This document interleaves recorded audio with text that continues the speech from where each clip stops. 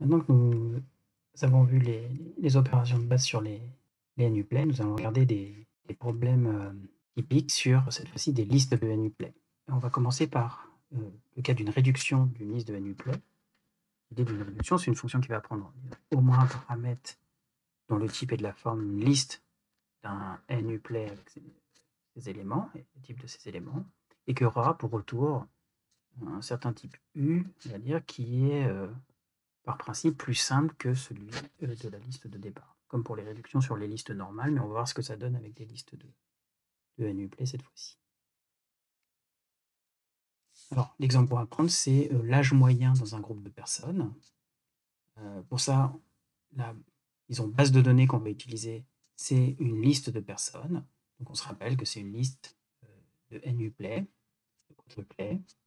Et pour les exemples, on va prendre cette petite base de données.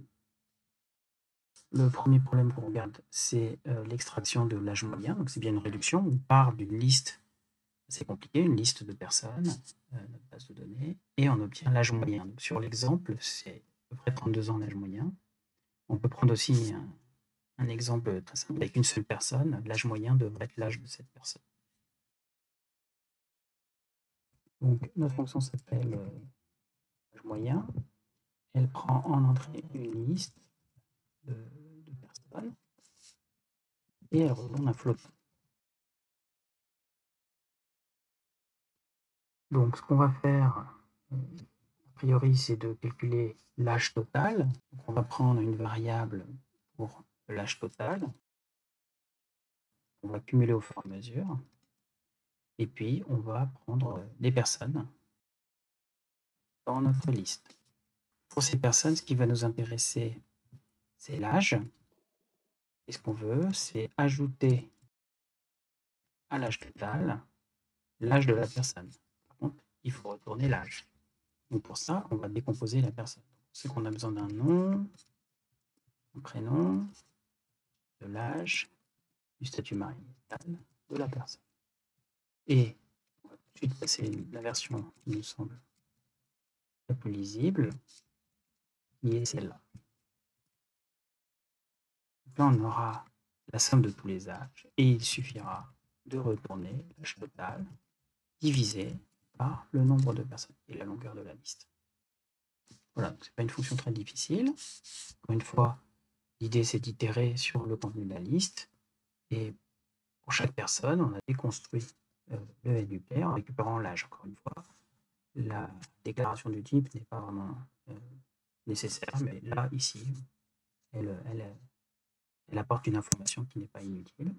Et on peut essayer notre petit jeu de test qui était donné précédemment. Et le jeu de test passe, donc la fonction est bien définie.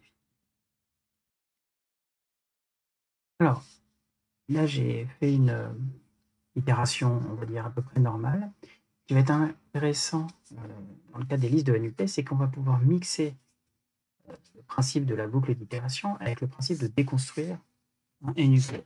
L'idée, c'est que si on a une liste de NUPLAY, on va pouvoir directement une déconstruction en NUPLAY comme variable d'itération.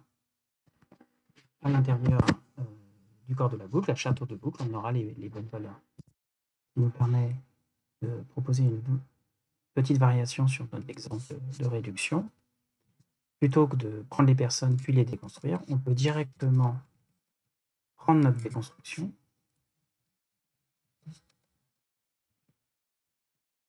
et la placer en tant que variable d'itération. Ici, de cette façon, on a 4 variables d'itération, mais on n'a pas besoin de variables autres que l'âge.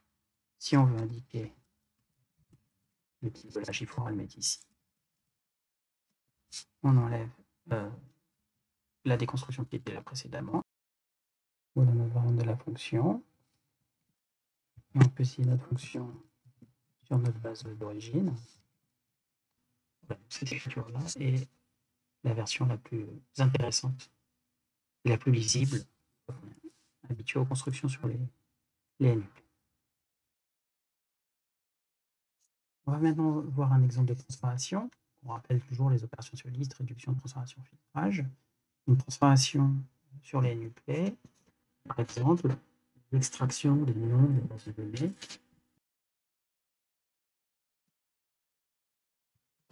Alors, la fonction s'appelle extraction nom. Elle prend en paramètre une liste de personnes. Et c'est une transformation, donc elle produit une liste. Et ici, c'est une liste de chaîne de caractères STR, puisque c'est les noms des personnes.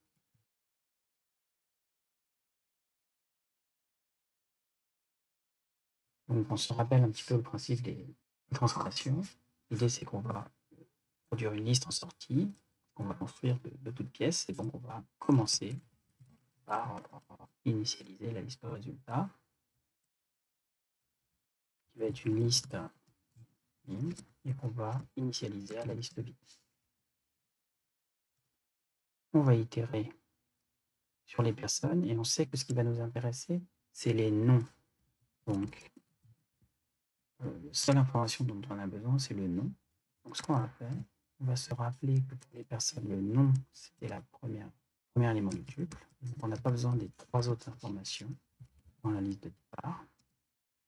Et il suffit de rajouter le nom à notre liste de résultats. Voilà, on retrouve la liste de résultats. Et cette fonction donc, est correcte. Encore une fois, on a utilisé la décomposition en NUPLAY directement. Si on préfère le faire en 2 temps, à ce moment-là, on dit pour les personnes L,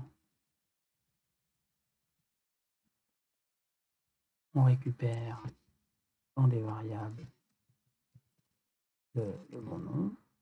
Si on veut indiquer l'information de type, une fois c'est optionnel, on le fera de cette façon-là et on obtient encore une fonction équivalente. J'aurais tendance à préférer la version origine qui est d'une certaine façon plus directe. Un dernier petit exemple, cette fois-ci de filtrage. Donc l'idée du filtrage, c'est qu'on prend une liste ici de NUPLAY, des adresses, donc on va prendre une liste de personnes, et on va filtrer. Donc de toute façon, c'est un peu les bases des requêtes dans une base de données. On va s'intéresser qu'à certaines personnes. Et ici, ça va être les personnes qui sont majeures. Alors, on va faire la fonction. La fonction s'appelle personne majeure. Une liste de personnes encore. Et comme c'est un filtrage, elle retourne aussi une liste de personnes. C'est la même liste. En fait, c'est une sous-liste de la liste de départ. On a besoin d'une liste de résultats. Cette liste est du type liste de personnes. Et on commence à la liste vide. Donc, si on se rappelle du filtrage, le principe, c'est de parcourir toutes les personnes, tous les éléments de la liste de départ, et vérifier par le prédicat qui nous intéresse. Le prédicat, c'est est-ce qu'on est majeur ou pas. Est-ce qu'on va ajouter l'élément, c'est-à-dire le garder, donc l'ajouter dans la liste de résultats, ou ne pas le rajouter, ce qui correspond à ne pas le retenir dans la liste de départ.